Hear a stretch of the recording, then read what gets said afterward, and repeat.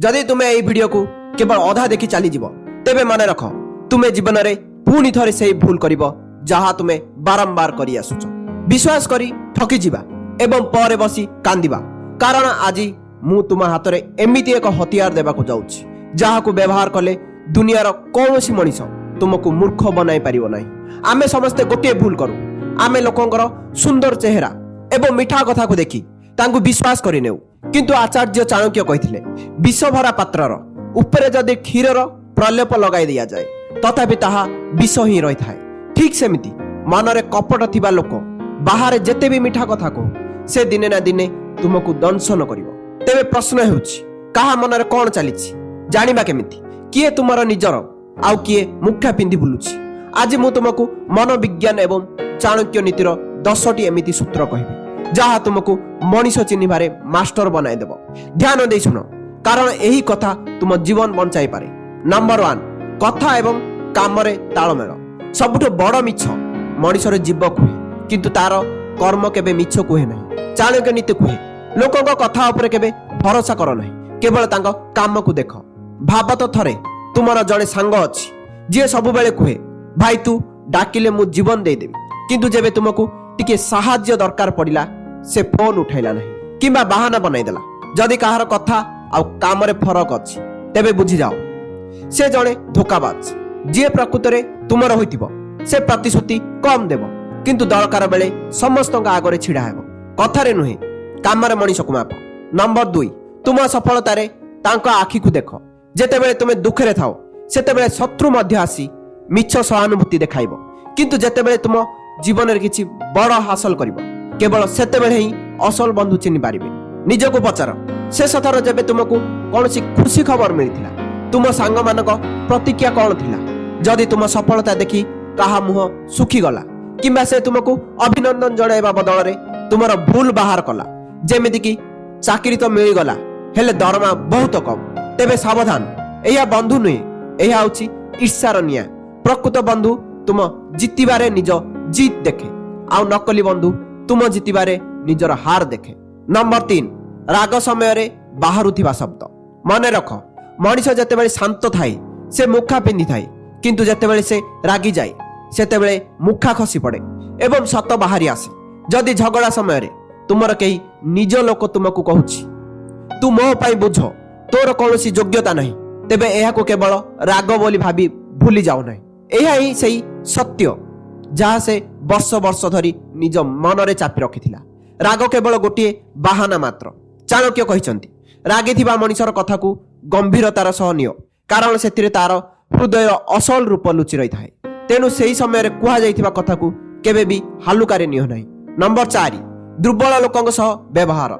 जदि तुमे जानिबा को चाहन्छ जे तुम सामने रे थिबा लोकटी प्रकृत रे केमिति तेबे देख से ताठारु गरीब एवं दुर्बल लोकंक सह केमिति व्यवहार करूछि।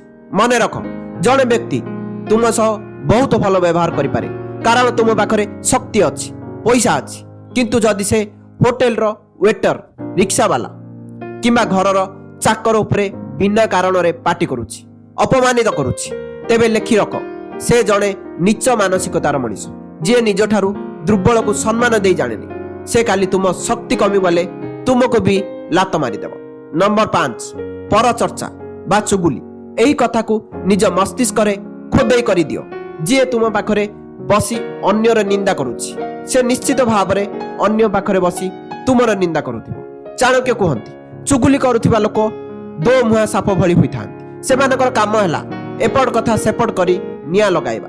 जदि तुमर केही सांग सब बेले तुम आगरे अन्यर बदनाम करूछि तेबे खुशी होनी जे से तुमको विश्वास करूछि बरं सावधान हो जाओ कारण परवर्ती शिकार तुमे ही हेबो। नंबर 6 मजा मजारे सत कहि देबा। तुमे केबे लक्ष्य करिछ किछि लोक समस्तक सामना रे तुमको अपमानित करंती एवं जेते बेले तुमे रागी जाओ से माने कहंती अरे मु तो केवल मजाक करूथि तू एते सीरियस काई हेउछु। मनोविज्ञान कहे जस्ट जोकिंग बा मजा करूथि पछरे अनेक थर घृणा लुचि रही थाए से माने सीधा सड़क तुमको कहबा को साहस करंती नहीं तेनु मजा को ढाल बनाई तुम आत्मविश्वास को भांगिबा को चेष्टा करंती। एमिति लोकों को चिन्ह एवं दूरे रुह। नंबर 7 आखिर भाषा। चाणक्य कहिथिले मुह मिछ कहि पारे किंतु आखि केबे मिछ कुहेनी ଯେତେବେଳେ ତୁମେ କାହାକୁ କୌଣସି ଗମ୍ଭୀର ପ୍ରଶ୍ନ ପଚାରୁଛ ତା ଆଖିକୁ ଦେଖ। ଯଦି ସେ ତୁମ ଆଖିରେ ଆଖି ମିଶାଇ କଥା କହିପାରୁନାହିଁ, ବାରମ୍ବାର ନଜର ହଟାଉଛି କିମ୍ବା କଥା କହିଲା ବେଳେ ନାକ କୁଣ୍ଡାଉଛି ବା ହାତ ଗୋଡ଼ ହଲାଉଛି, ତେବେ ବୁଝିଯାଅ ଡାଲିରେ କିଛି କଳା ଅଛି। ସତ କହୁଥିବା ମଣିଷର ଆଖିରେ ଏକ ଅଲଗା ପ୍ରକାରର ତେଜ ଏବଂ ସ୍ଥିରତା ଥାଏ। ଚୋରର ଆଖି ସବୁବେଳେ ଅସ୍ଥିର ଥାଏ। ନମ୍ବର 8, ଟଙ୍କା କାରବାର। ଟଙ୍କା ଏମିତି ଗୋଟିଏ ଜିନିଷ ଯାହା ଭଲରୁ ଭଲ ସମ୍ପର୍କର ମୁଖା ଖୋଲିଦିଏ। ଯଦି କାହାର ଅସଲ ରୂପ ଦେଖିବାକୁ ଚାହୁଁଛ ତେବେ ତାକୁ କିଛି ଟଙ୍କା ଧାର ଦିଅ। ଟଙ୍କା ନେବା ସମୟରେ ସେ ବହୁତ ବିନମ୍ର ହେବ, ମିଠା କଥା କହିବ, କିନ୍ତୁ ଯେବେ ଫେରାଇବା ସମୟ ଆସିବ ସେତେବେଳେ ତାର ଅସଲ ଚରିତ୍ର ପଦାକୁ ଆସିବ। ଯିଏ ନିଜ ସ୍ୱାର୍ଥ ପାଇଁ ଟଙ୍କା ନେଇ ଭୁଲିଯାଏ କିମ୍ବା ମାଗିଲେ ଓଲଟା ରାଗେ, ସେ କେବେ ବି ତୁମର ଶୁଭଚିନ୍ତକ ହୋଇପାରିବ ନାହିଁ। ଚାଣକ୍ୟ ନୀତି କୁହେ, ଅର୍ଥ କାରବାରରେ ଯିଏ ସ୍ପଷ୍ଟ ସେ ହିଁ ଶ୍ରେଷ୍ଠ। ନମ୍ବର 9, ନାଁ ଶୁଣିବା ପରେ ପ୍ରତିକ୍ରିୟା। କାହାର ମନ ଜାଣିବା ପାଇଁ ଏହା ସବୁଠୁ ବଡ଼ ପରୀକ୍ଷା। ଲୋକଙ୍କୁ ସବୁବେଳେ ହଁ କହିବା ବନ୍ଦ କର ଏବଂ ଥରେ ନା କହିକି ଦେଖ।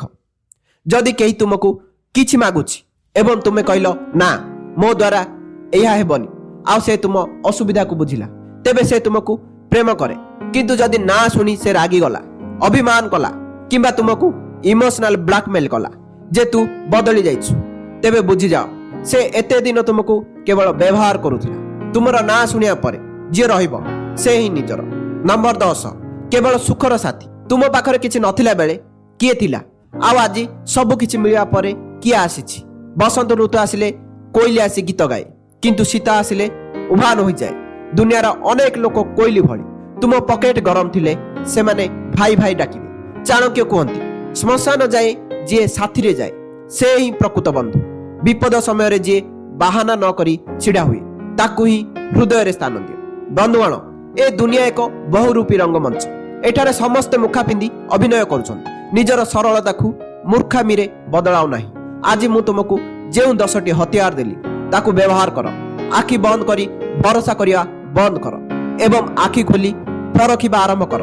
ମନେ ରଖ, ଜୀବନ ତୁମର, ତେଣୁ ଏହାର ଡ୍ରାଇଭର ସିଟ୍ରେ କୌଣସି ଧୋକେବାଜକୁ ବସିବାକୁ ଦିଅ ନାହିଁ। ନିଜକୁ ଏତେ ମଜବୁତ କର ଯେ କେହି ତୁମ ଭାବନା ସହ ଖେଳି ପାରିବେ ନାହିଁ। ଯଦି ଏହି ଭିଡ଼ିଓ ତୁମ ଆଖିରୁ ଅନ୍ଧ ପୁଟୁଳି ଖୋଲି ଦେଇଛି ତେବେ କମେଣ୍ଟରେ ଜୋର ଦେଇ ଲେଖ, ମୁଁ ଏହି ଠକମାନଙ୍କୁ ଜାଣିପାରିବି। ଭିଡ଼ିଓକୁ ଲାଇକ୍ କରନ୍ତୁ, ନିଜର ପ୍ରିୟ ସାଙ୍ଗମାନଙ୍କ ସହ ସେୟାର କରନ୍ତୁ, ଯାହାଦ୍ୱାରା ସେମାନେ ମଧ୍ୟ ସଚେତନ ହୋଇପାରିବେ।